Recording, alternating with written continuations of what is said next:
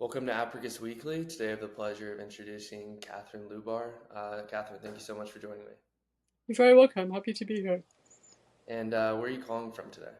I'm in London currently. Yeah, Wow. I've been living And I about. know you're from there, but you spent some time in Texas, correct? Actually, I grew up in Texas. I grew up in Okay. Dallas. I lived in London until I was 7. Then I moved to Dallas until I was 24. Then I came back here. So I kind of went back and forth a lot because my dad Yeah, was here and my mom was in Texas. I see. Yeah. And I would love to know about how you became an artist and how it began and evolved throughout the early years. Well, the thing is, I didn't feel like I chose to be an artist. It just sort of, I made art. Like I was always drawing and painting from a very young age, even from, before I could talk, I was drawing on the wall. So I've always made work. I've always kind of drawn pictures, and that developed much later. So when I was younger, I used to just draw and paint what I saw in front of me.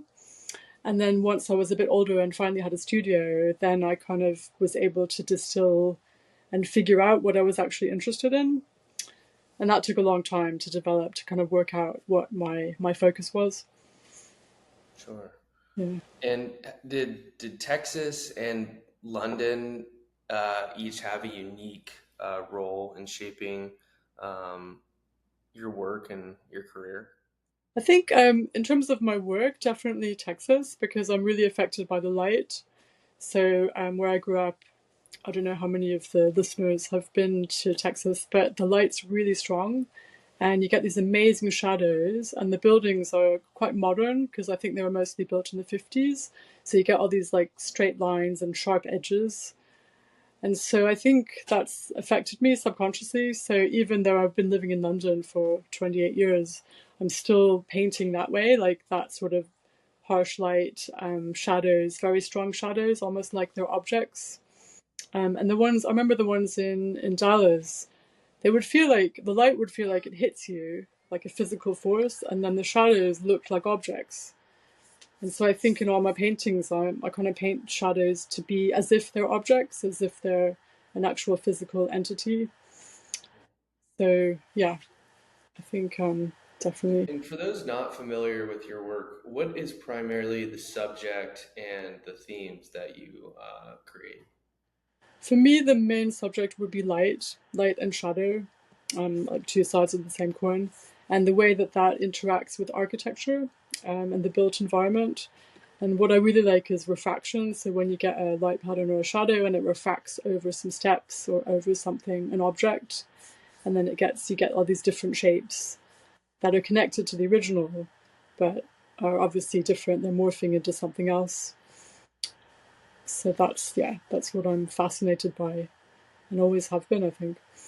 And have you seen that evolve throughout your career, or is that fairly consistent with your work? Yeah, it's fairly consistent. So when I was first in art school, I was painting just landscapes and interiors. And then I started to realize that the images I was choosing were ones with shadows. So then I realized, it's actually shadows and light I'm interested in. So then I started focusing more on that. And then the later work was more pared down. So some of the work looks quite abstract. So people look at it and don't realize it's actually about shadows and light and architecture. It just looks like abstract shapes. And I think there's one work on your website that people always think is something else. It's Key West, which I've had some really funny interpretations of that, but it's Mm. actually shadows from umbrellas by a poolside. But because of the colors, because I don't use natural colors, I use what we call it arbitrary colors. Then for me, they're not arbitrary, but that's just a term for colors that aren't natural. And so, of course, that can confuse the viewer, and also because I pare down into a very small section of what I'm painting, so it can look very abstract, which I kind of like because then people focus on the shapes and the colors and the lines more than thinking what the subject is.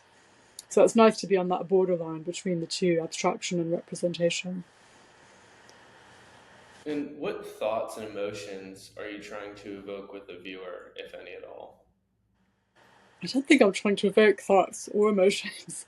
I think I'm trying to get the viewer to look to just to look and have that experience, that visual experience, and then maybe to think about. I mean, maybe to then notice shadows that they see and light patterns that they see outside in the world, but also just to have that experience. It's more like a visual experience I want them to have, or at least to see my perspective, Hmm. to see the world in that particular way, the way that I see the world.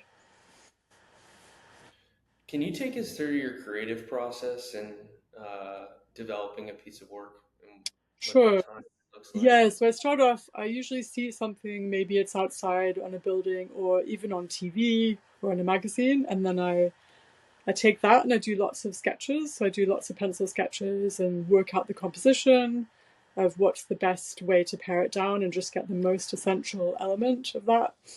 And then I do lots of color sketches. So that can take weeks and weeks and weeks of trying out different color combinations. And then sometimes it doesn't work, and then I don't do the painting. But if it does work, then I make a bigger version of the tiny, I make these little tiny paintings on paper. And so then I kind of have to make that into a big painting once I'm happy, if I'm happy. Yeah, sometimes they never get that far, but sometimes I just keep them like as a drawing. So some of the Yeah. images don't work well in color, and I just keep them as a black and white image. In what medium do you primarily work with?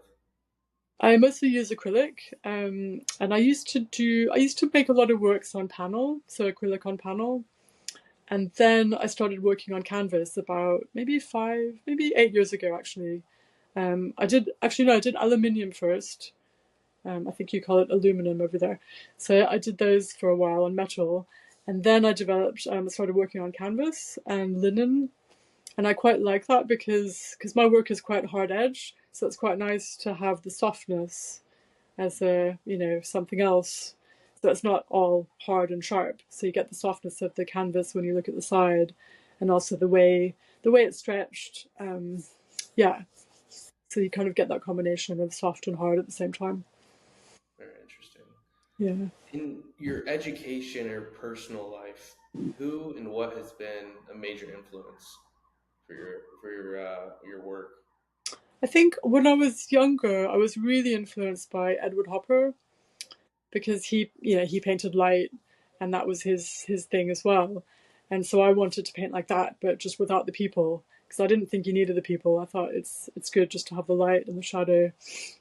So he was probably my first influence. And then when I moved here, I learned about the work of Patrick Cotfield and Michael Craig Martin, and so I was quite influenced by their work.